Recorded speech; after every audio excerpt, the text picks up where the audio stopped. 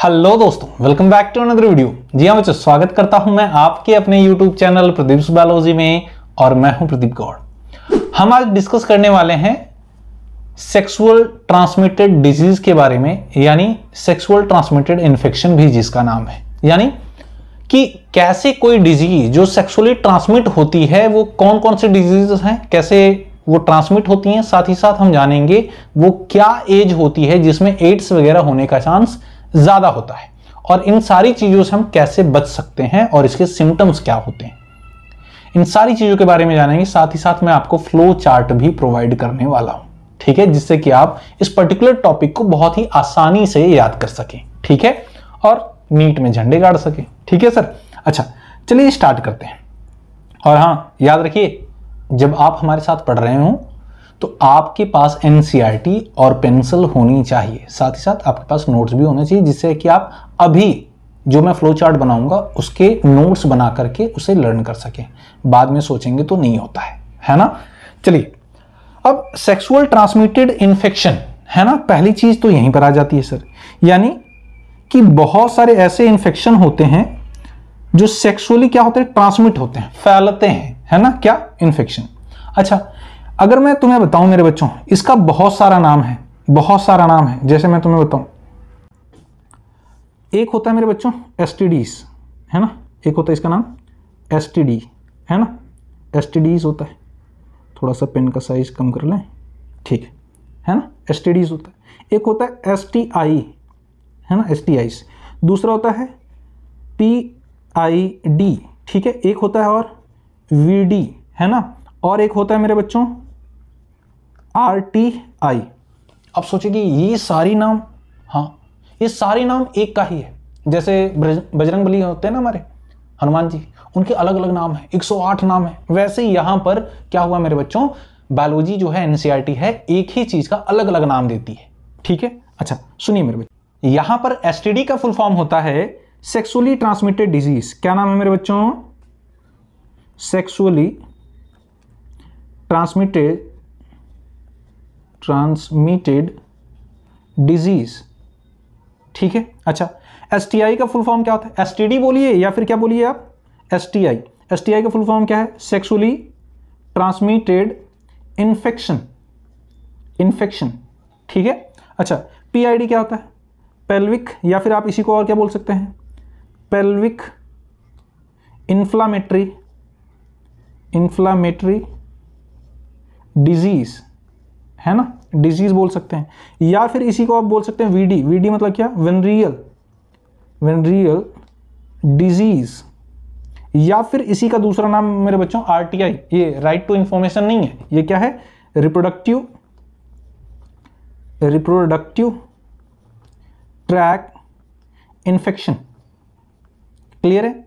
याद रखिएगा, जब ये इनमें से कोई भी नाम इस्तेमाल करे, यानी एसटीआई या फिर एसटीडीज की बात हो रही है, याद रखिएगा एनसीईआरटी बार बार इसको इस्तेमाल करती है। नीट में पूछे गए हैं ये सारे क्वेश्चन, इवन फुल फॉर्म तक पूछ लेता है, ठीक है। अच्छा, अब अगर मैं आपसे पूछूं कि सर जो एसटीआई होती है, सेक्सुअली ट्रांसमिटेड इन्फेक्शन, है ना, सेक्सुअली ट्रांसमिटेड इन्फेक्शन जो होते हैं, इनकी कुछ चीजें बताइए। तो पहली चीज आपको समझनी पड़ेगी, पहली चीज तो होती है मेरे बच्चों डेफिनेशन, डेफिनेशन आपको जाननी पड़ेगी, ठीक है। दूसरा आपको जानना पड़ेगा very high in as group, किस एज ग्रुप में इन डिजीज के होने का चांस ज्यादा है। तीसरा जो है मेरे बच्चों कि वो सिम्टम्स क्या क्या होते हैं, सिम्टम्स क्या क्या होते हैं, अगर ये डिजीज आपको हो गई तो आपको क्या क्या सिम्टम्स देखने को मिलते हैं। फिर उसके बाद मेरे बच्चों आप समझेंगे कि कुछ और चीज़, जैसे प्रिवेंशन, यानी क्या क्या आपको चीज़ें करनी पड़ेंगी जिससे इनको रोका जा सके, ठीक है। फिर उसके बाद इन डिजीजेस के नाम, डिजीज नेम, है ना, कौन कौन से डिजीज हैं उनके नाम आपको पता होने चाहिए। अच्छा, और मेरे बच्चों non curable diseases, non curable diseases, यानी कौन कौन से ऐसे डिजीज हैं जिनका ट्रीटमेंट नहीं हो सकता, ठीक है, तो अगर हमने ये फ्लो चार्ट बना लिया तो हमें हर एक चीज समझ में आ जाएगी, सब कुछ हमारी आंखों के सामने होगा लाइन टू लाइन। ठीक है, अच्छा अगर हम सबसे पहले डेफिनेशन देखें, डेफिनेशन देखें तो हम क्या लिख सकते हैं? डिजीज और इन्फेक्शन, डिजीज और इन्फेक्शन that transmitted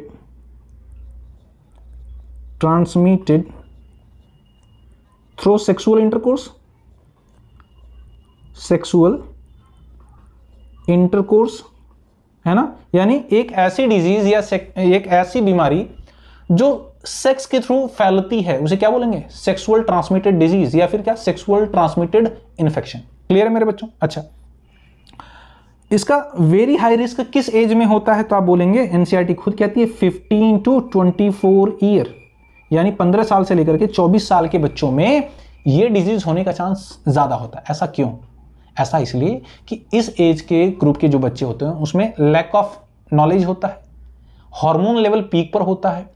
ठीक है, अब जहां पर इंफॉर्मेशन कम है, खुद पर कंट्रोल कम है, नॉलेज कम है, तो वहां मिस्टेक होने का चांस ज्यादा होता है। क्लियर है? अच्छा, इसका मतलब ये नहीं कि 24 साल के बाद वालों को नहीं होता, होता है लेकिन थोड़ा सा कम होता है। ठीक है, अच्छा सिम्टम्स क्या क्या देखने को मिलते हैं आपको? यहां पर आपको पहला ईचिंग दिख जाएगा, ईचिंग देखने को मिलती है मेरे बच्चों। और क्या? Fluid discharge, fluid discharge, fluid आपके जेनिटल पार्ट से रिलीज हो सकते हैं। और क्या देखने को मिलता है आपको? इन्फ्लामेशन, इन्फ्लामेशन यानी जलन हो सकती है या फिर स्वेलिंग हो सकती है आपके जेनिटल पार्ट में या फिर उसके आसपास। ठीक है, और क्या? स्लाइट पेन, स्लाइट पेन हो सकता है, थोड़ा थोड़ा दर्द हो सकता है। ठीक है, या फिर उसके आसपास छोटे छोटे आपको वुंड दिख सकते हैं, घाव दिख सकते हैं, ये सारी चीजें आपको दिखने को मिलती है। ठीक है, यहां पर कोई और पॉइंट नहीं है, एनसीईआरटी नहीं लिखती। अच्छा, प्रिवेंशन क्या है? क्या रोकथाम है? आपको अवॉइड करना चाहिए मेटिंग विथ अननोन पार्टनर या फिर मल्टीपल पार्टनर्स के साथ। ठीक है, avoid mating with unknown, unknown and what? Multiple partner, है ना, मल्टीपल पार्टनर, यानी एक से ज्यादा लोगों को आपको डेट नहीं करना चाहिए, एक से ज्यादा लोगों के साथ आपको फिजिकल नहीं होना चाहिए। ठीक है, या फिर अननोन लोगों के साथ आपको फिजिकल नहीं होना चाहिए। साथ ही साथ ऑलवेज यूज कॉन्डम, है ना, ऑलवेज यूज कॉन्डम, आपको हमेशा कॉन्डम्स का इस्तेमाल करना चाहिए, जिससे कि आप अगर सामने वाले को कोई डिजीज है, एड्स वगैरह है, तो उससे भी आप बच सकें। ठीक है, अच्छा और क्या करना चाहिए? इन केस ऑफ डाउट आपके पास आपको क्वालिफाइड डॉक्टर के पास जाना चाहिए, है ना। In case of doubt, in case of doubt go to qualified doctor, qualified doctors, है ना। क्वालिफाइड डॉक्टर के पास जाएंगे तो वो सही चीजें आपको सजेस्ट करेगा। ठीक है, कि आपको क्या क्या चीजें करनी चाहिए, क्या क्या चीजें नहीं करनी चाहिए। अच्छा, अब यहां पर ध्यान देना मेरे बच्चों, यहां पर ध्यान देना, डिजीज के नेम, वो कौन कौन सी डिजीज है जो इस कैटेगरी में आती है, सेक्सुअल ट्रांसमिटेड डिजीज या सेक्सुअल ट्रांसमिटेड इन्फेक्शन में आती है। तो पहली डिजीज का हम लिखते हैं क्लेमाइडियसिस, क्लेमाइडियसिस। ठीक है, जो दूसरी डिजीज है मेरे बच्चों वो उसका नाम है गोनेरिया, है ना। क्या नाम है? गोनेरिया, गोनी डबल आर है, गोनेरिया। ठीक है, तीसरा है मेरे बच्चों सिफिलिस, सिफिलिस। ठीक है, जो चौथी डिजीज है वो क्या है? वो है जेनाइटल हर्पिस, जेनाइटल हर्पिस। ठीक है, जेनाइटल हर्पिस जो होती है आपको पता है, ये हर्पिस सिंप्लेक्स वायरस, है ना। जेनाइटल हर्पिस एक्चुअल में हाँ, जेनाइटल हर्पिस का वायरस जो होता है, जेनाइटल हर्पिस, एक second, herpes simplex virus, yes, genital herpes का जो वायरस होगा वो हर्पिस सिंप्लेक्स वायरस, जी हाँ, यही होता है। और हेपेटाइटिस बी का वायरस, हेपेटाइटिस बी वायरस होता है। और एक डिजीज थी, हाँ, सिफिलिस, सिफिलिस का एचपीवी, है ना, ह्यूमन पैपिलोमा वायरस होता है। सही, बिल्कुल सही मेरे बच्चों। ठीक है, तो जेनिटल हर्पिस हो गया। जेनिटल हर्पिस के बाद क्या होता है, जेनाइटल वर्ड्स, है ना, नहीं, हाँ जेनाइटल वर्ड्स, ठीक है। अभी मैं नाम लिख देता हूं कौन कौन सा जो डिजीज है वो किस किस वायरस या फिर बैक्टीरिया के थ्रू होता है, ठीक है। जेनाइटल वर्ड्स, जेनिटल वर्ड्स के बाद मेरे बच्चों हेपेटाइटिस बी, हेपेटाइटिस बी, ठीक है। और मेरे बच्चों एड्स, एड्स भी आता है। और एक और डिजीज हम लिख देते हैं ट्राइकोमोनिएसिस,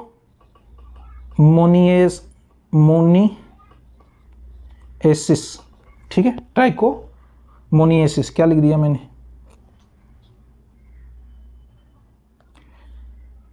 ट्राइकोमोनिएसिस, ठीक है। अच्छा देखिए क्लेमाइडोमोनास, क्लेमाइडियसिस, मैंने बोल दिया क्लेमाइडोमोनास, वो तो एल्गी होता है। Chlamydiasis, gonorrhoea, syphilis, genital herpes, genital warts, hepatitis B, AIDS and trichomoniasis, है ना, ट्राइकोमोनियासिस, ये डिजीज होती हैं। देख रहे हो कितने भयानक भयानक नाम है, प्रोनाउंस नहीं होता है, ठीक है। अच्छा क्लेमाइडियसिस जो है मेरे बच्चों एक बैक्टीरियल डिजीज है, याद रखना, एक बैक्टीरियल डिजीज है। ये किससे होती है, क्लेमाइडिया से होती है। क्लेमाइडिया एक बैक्टीरिया है, ठीक है, क्लेमाइडिया एक बैक्टीरिया है जिससे क्या होता है, क्लेमाइडियासिस। और गोनेरिया, गोनेरिया भी एक बैक्टीरियल डिजीज है जो कि होती है नाइजीरिया गोनेरी से। किससे होती है मेरे बच्चों, नाइजेरिया, डबल एस होगा, नाइजेरिया गोनेरी, गोनेरी, ठीक है, नाइजीरिया गोनेरी, ये वो बैक्टीरिया होता है जिससे क्या होता है, गोनेरिया डिजीज होती है। सिफिलिस, है ना, जो सिफिलिस होता है इसका जो बैक्टीरिया, ये एक बैक्टीरियल डिजीज है। और ट्रिपोनीमा पैलिडम, है ना, ट्रिपोनीमा पैलिडम, ये वो बैक्टीरिया होता है जिससे क्या होता है, सिफिलिस डिजीज होती है। जेनाइटल हर्पिस, जेनाइटल हर्पिस के लिए हर्पिस सिंप्लेक्स वायरस, कौन सा virus, herpes simplex, simplex virus होता है, यानी वायरस है तो ये एक वायरल डिजीज है। अच्छा जेनाइटल वर्ड्स, ये भी एक वायरल डिजीज है मेरे बच्चों, है ना, वायरल होता है। और इसके लिए होगा क्या, human papilloma virus, human papilloma virus, ठीक है, human papilloma virus. Hepatitis B के लिए ये भी एक वायरल डिजीज है, वायरल डिजीज है, तो इसके लिए क्या, hepatitis B virus, hepatitis B virus, ठीक है, हेपेटाइटिस बी वायरस होता है। एड्स किसके थ्रू होता है, एड्स भी एक वायरल डिजीज है और ये किसके थ्रू होता है, HIV, है ना, इसका वायरस क्या है, HIV, human immuno deficiency virus, याद रखिएगा। ट्राइकोमोनियासिस, है ना, ये किसके थ्रू होता है, ट्राइकोमोनियस, ये क्या है, एक प्रोटिस्ट है, प्रोटिस्ट है ना, प्रोटिस्ट के थ्रू होता है, इसका नाम क्या है, ट्राइकोमोनियस, ठीक है, ये वो प्रोटिस्ट है जिसके थ्रू होता है। अच्छा अब नॉन क्यूरेबल डिजीज, यानी वो डिजीज का नाम बताइए सर जो कि क्यूरेबल नहीं है, जिसका कोई भी इलाज नहीं है। मेरे बच्चों WWE अगर आपने कभी देखा होगा तो उसमें एक प्लेयर है जिसका नाम है ट्रिपल एच, क्या नाम है, ट्रिपल एच, वही हमको लिखना है, तो मैं लिख दूं एच, एच और एक और एच। पहले एच का मतलब है क्या है, हेपेटाइटिस बी, हेपेटाइटिस, हेपेटाइटिस क्या लिख रहा हूं मैं, रुक जाओ just a second, hepatitis B, hepatitis B non curable है। दूसरे एच का मतलब होता है मेरे बच्चों जेनाइटल हर्पिस, जेनाइटल हर्पिस, है ना, यहां पर भी एच मिल गया तुम्हें, हर्पिस। और फिर ये क्या मेरे बच्चों, HIV, है ना, HIV वाला वायरस यानी एड्स, ये भी क्या है, एक नॉन क्यूरेबल डिजीज है, पूरी लाइफ लॉन्ग आपको दवाएं खानी पड़ती हैं। क्लियर है मेरे बच्चों, तो ये तीन चीजें हैं जो कि नॉन क्यूरेबल, देखिए हेपेटाइटिस, हर्पिस और HIV वाला यानी एड्स का, ठीक है, इससे इसका कोई ट्रीटमेंट नहीं है। अगर आप इस फ्लो चार्ट को बना लेते हैं, अगर आप फ्लो चार्ट को बना लेते हैं तो हर एक लाइन कवर हो जाती है NCERT की। आइए पढ़ लेते हैं सर, ऐसे कैसे पढ़ लेते हैं, बिल्कुल यहां पर देखिए मेरे बच्चों क्या कहती है NCERT, इन्फेक्शन और disease which are transmitted through sexual intercourse, sexual intercourse के थ्रू जो ट्रांसमिट होती है, फैलती है, are collectively called what, sexual transmitted infection, STI कहते हैं, और इसी को क्या बोलते हैं, वेनरियल डिजीज कहते हैं, या फिर क्या बोलते हैं, रिप्रोडक्टिव ट्रैक्ट इन्फेक्शन, RTI भी कहते हैं, है ना, और क्या STDs भी कहते हैं, सेक्सुअल ट्रांसमिटेड डिजीज, सारा फुल फॉर्म मैंने लिख दिया है। एग्जाम्पल क्या क्या है, गोनेरिया, नाइजीरिया गोनेरिस होता है, सिफिलिस मैंने आपको बताया, ट्रिपोनिमा पैलेडियम, जेनाइटल हर्पिस, है ना, chlamydiasis, genital warts, trichomoniasis, hepatitis B, and of course the most discussed infections in the recent year HIV leading to AIDS are some of the common STIs। ठीक है, ये सारे STIs हैं, sexual transmitted infection है या disease होते हैं। ठीक है, चलिए हमने सबको डिस्कस कर लिया है। Among these, HIV infection is most dangerous and is discussed in detail in chapter 7। Human health and disease में पढ़ेंगे आप इसे। चलिए बहुत अच्छे। अब यहाँ पर देखिए क्या कहती है NCERT, क्या कहती है NCERT, ध्यान से देखिए मेरे बच्चों। Some of these infection like hepatitis B, HIV can also be transmitted by sharing of injection needle, है ना, इंजेक्शन नीडल के थ्रू भी ये क्या होते हैं, ट्रांसमिट होते हैं, या फिर क्या सर्जिकल इंस्ट्रूमेंट उसके थ्रू भी क्या करेंगे, ट्रांसमिट होंगे। With infected person transfusion of blood, है ना, इन्फेक्टेड पर्सन के साथ अगर आपने नीडल शेयर की या ब्लेड आपने शेयर किया सेविंग करते वक्त, या फिर आपने ब्लड का ट्रांसफ्यूजन हो गया तो भी हो जाएगा आपको। और from an infected mother to the foetus too, यानी इन्फेक्टेड अगर कोई मदर है जिसको एड्स है, हेपेटाइटिस बी है, तो उससे भी उसके बच्चे को जा सकता है ये डिजीज। ठीक है, except for hepatitis B, genital herpes and HIV infection, the other diseases are completely curable. Very very important, very very important. देखो मेरे बच्चों, यहाँ पे कंफ्यूज मत होना, बोला एक्सेप्ट छोड़ करके, किसको किसको छोड़ करके, हेपेटाइटिस बी, जेनाइटल हर्पिस और HIV, यानी HHH, इनको छोड़ करके सारी डिजीज जो होती हैं वो कंप्लीटली क्योरेबल हैं, यानी कि ये नॉन क्योरेबल डिजीजेस हैं, हेपेटाइटिस बी और जेनिटल हर्पिस और HIV, ये नॉन क्योरेबल है। If detected early and treated properly, early symptoms of the most of these are minor and includes itching, क्या होता है इनमें, ईचिंग होती है, फ्लूइड डिस्चार्ज होगा, स्लाइट पेन होगा, स्वेलिंग होगी यानी इन्फ्लामेशन होगा, and in the genital region, ठीक है, जेनाइटल पार्ट के पास में। इन्फेक्टेड फीमेल में often be asymptomatic and hence may remain undetected for long.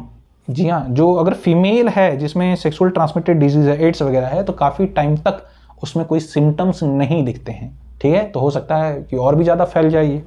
ठीक है, एब्सेंस और less significant symptoms in the early stage of the infection and the social stigma attach to the STI। Social stigma मतलब क्या, socially लोग ये मानते हैं कि भैया जो ये डिजीज है, जैसे बात करें एड्स की, तो एड्स अगर किसी पर्सन को हो गया तो पूरी सोसाइटी उसके साथ बात करना, खाना पीना बंद कर देती है। तो मतलब इसका मल्टीपल पार्टनर के साथ रिलेशन है, दैट्स वाई इसको हुआ है।